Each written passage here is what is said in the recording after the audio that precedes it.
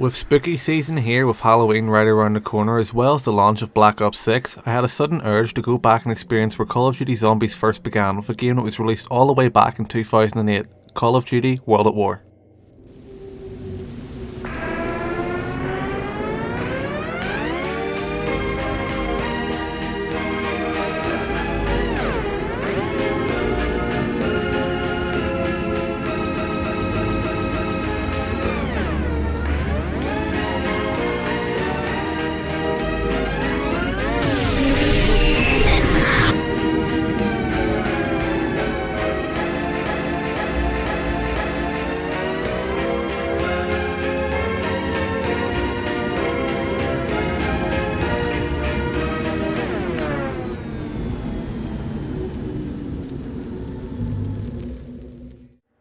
I'm not ashamed to admit that upon completing the campaign of World at War back when I was a kid and then hearing this late at night before I went to bed,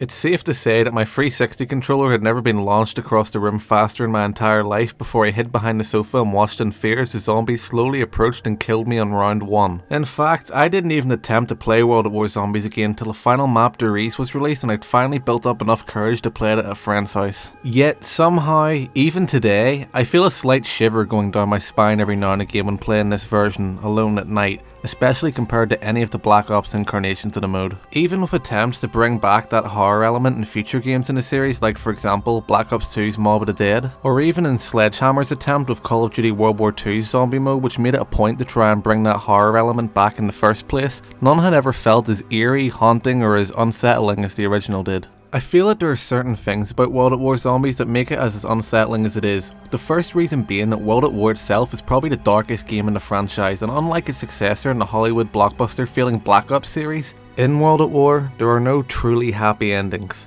No action hero, theatrics or characters, just a real bare bones look at the horrors of war. If games like Vanguard are akin to Inglourious Bastards, then World at War is come and see.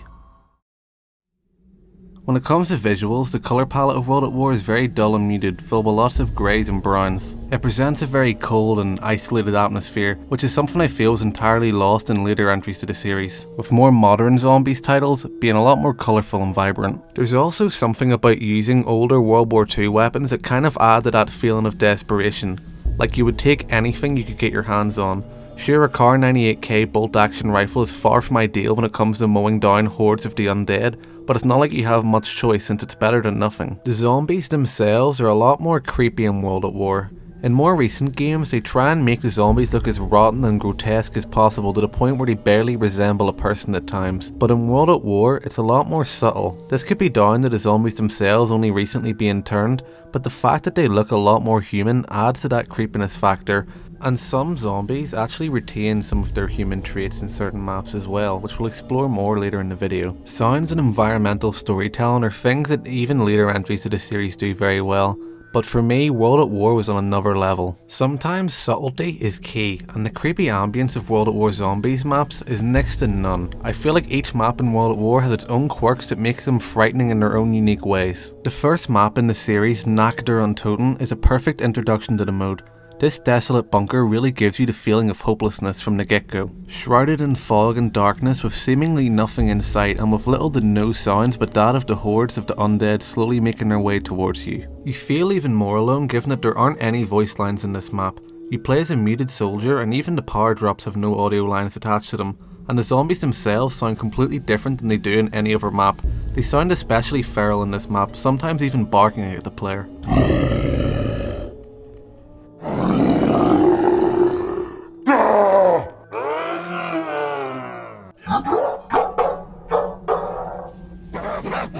Altogether, Nakder on Toten is visual discomfort at its best with its minimalistic approach. Then you have the next map that arguably has the best psychological horror in zombies history, Varuk. Like its predecessor, Varuk is quite small, and while the map is set at day, it doesn't mean it's less uncomfortable. The location of Varuk is that of an abandoned asylum where the scientists conducted presumably horrible experiments on its patients, and in fact that's something we actually hear echoes of around the entire map.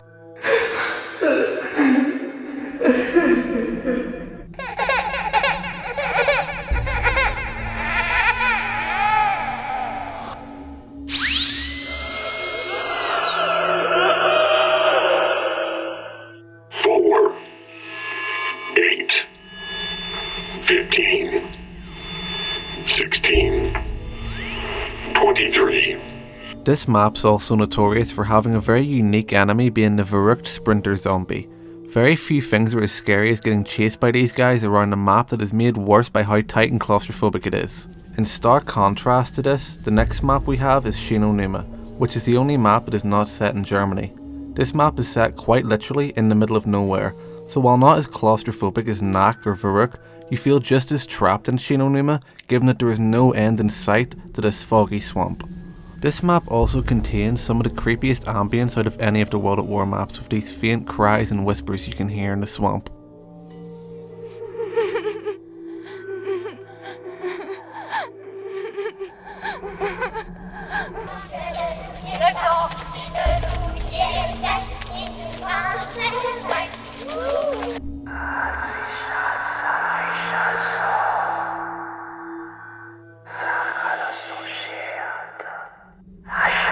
One last little detail about Shinonuma, which is something I completely forgot before replaying the map, and that is these very creepy walks that the zombies do. It's very human-like and gives off the impression that these zombies still have a very faint memory of who they were before. The last map in World at War is Analyse, which I'm not going to talk too much about since in my opinion it doesn't feel as creepy as the other maps in World at War. But it does still have a slight unnerving feeling around it, given that it retains the very grey and muddy look that the other maps have, and it also still has that same theme of run down and derelict. Instead, a lot of this map's horror element is baked into the story itself and things like radios rather than its environment, though we can still see these creepy diagrams around the map alongside these brains and jars. While some could say this was cheating a little, I also wanted to lump in Kino der Toten into this as well, as it was originally meant to be part of World at War as a 4th DLC pack, but was ultimately scrapped and saved for Black Ops 1 instead. When playing Kino der Toten, something you'll notice straight away is how this map feels way more akin to those in World at War than it does for the rest of the Black Ops 1 maps. Kino der Toten is set in an abandoned theatre that is falling to pieces, since when exploring the map, all you can hear is creaking pieces of wood and debris falling off the ceiling. It yet again has that dirt and grime look to it that all the other World at War maps share, which goes on to connect its DNA with those maps even further. The ambience of this map reminds me a lot of that of Nack der Untoten, where you can hear the wind blowing through the empty hallways, disturbing parts of the building such as the chandelier. It adds to the overall loneliness vibe that the map has.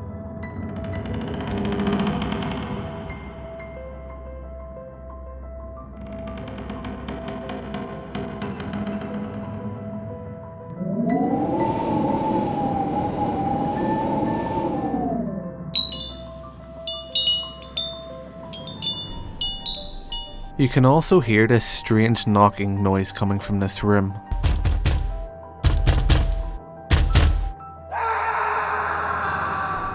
Another addition that adds to the aura of Kino der Toten is the addition of the Nova Crawlers, and boy did they know how to make an entrance. Although the creepiest part of Kino der Toten to me has to be the projector wheels that you can pick up. It makes it even more disturbing when you find out that the pictures of the zombies with their hands up is in fact a real photo. The photo was altered of real German soldiers surrendering in World War II. Here's the altered photo alongside the original for context. Real creepy stuff. Overall though, I do miss the anxiety that Call of Duty Zombies used to bring. I think the reason it was as scary as it was is a combination of the stuff I discussed in this video and the fact that World at War is just an older game at this point. It's no secret that older games give off more of a spooky, unnerving feeling, such as how empty source maps have that spooky feeling, or old Halo Combat Evolved multiplayer levels. As well as that, Call of Duty Zombies has went through something of a genre change since Black Ops 3.